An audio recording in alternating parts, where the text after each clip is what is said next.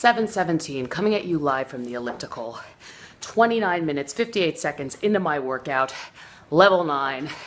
Feeling pumped up today.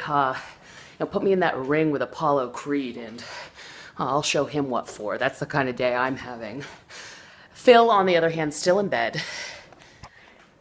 It is just as I suspected it would be. He came home from that weekend with those friends I was telling you about. He got right in bed, not a word.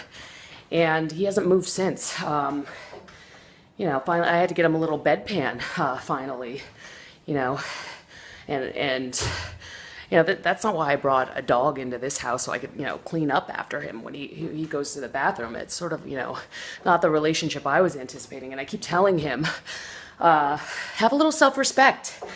And, I know he'll come back. He'll return to the land of the living. And until then, there's not much I can do. So I'm not going to let him bring me down. I am staying pumped up and feeling good.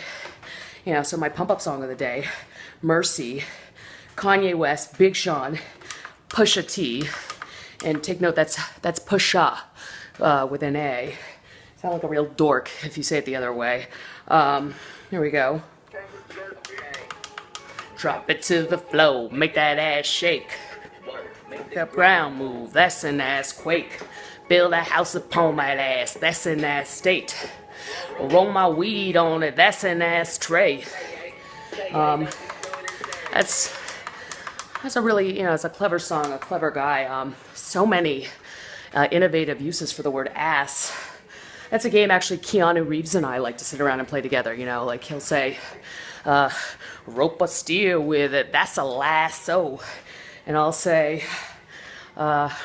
break Demi Moore's heart with it, that's it, Aston Kutcher. That kind of thing. It's a bright guy. We play a lot of that game. We also talk about string theory together, sort of our relationship. I'm about to blow your mind with what I'm wearing today, but here it comes. You see it? You see what's going on here? It's a wedding dress. It won't surprise you to hear, like most fabulous people, I am a divorcee. Gotta get at least a few marriages under your belt if you want to reach true icon status. So this is the dress I wore to my first wedding. I modeled it loosely after the dress Audrey Hepburn wore in Sabrina. So the two of us have very similar body types. For my next wedding, I was thinking more sort of, classic second marriage attire, the off-white suit, city hall kind of thing. And the third it'll be like a civil union. We'll be like, oh, we're at that stage of our life. Why bother getting married? And then for the last one, when I'm like in my 80s, I'm going to go like full princess gown with the strapless and the long thing. But yeah, so, me, Olivier Sarkozy, it didn't work out. And all I have to say to Mary Kate is, good luck with all that. But the advantage is I did have some foresight. I got the short dress, and the idea was I'm spending all this money on it. I want it to be something I can wear out again. So I throw this thing on, go to Trader Joe's, whatever, and it looks like just a regular sort of a summer dress. People congratulate me when they see me in it, but it's sort of like a congratulations, you are in peak physical condition, that kind of a thing. A wedding dress while I'm working out might seem kind of unconventional, but that brings me to my topic for today, which is nihilism. I've been spending a lot of time with someone lately who's a nihilist.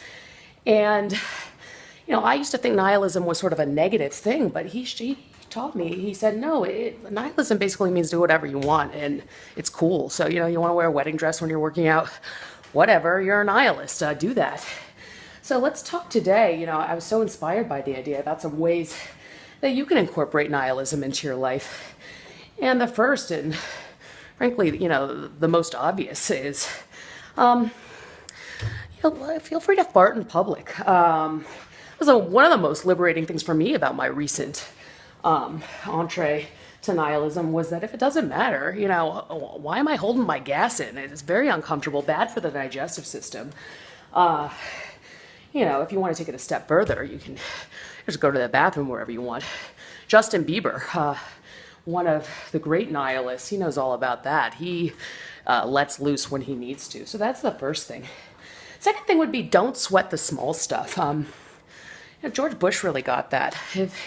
If nothing matters, why get yourself all worked up about it, Why go sit in a stuffy room and talk to a bunch of fuddy-duddies about it when you can sort of mull it over on the golf course? And that's one of the things I really admire about him. So that would be the second thing. The third thing, incorporate more spontaneity into your life. Nietzsche, kind of the father of nihilism, he got this. He'd be, hanging out in the coffee shop or philosophy seminars, whatever he did, and he'd start a wave. He knew that's what nihilism was sort of all about. I do that sometimes when I go to the movies. 12 Years a Slave, I did one, and I think people appreciated it. Brought a little levity. No one wants to think too deeply about slavery. And finally, most importantly, as always, to fuel the nihilism, you need to be eating protein all day, or not, because you're a nihilist. You can do whatever you want.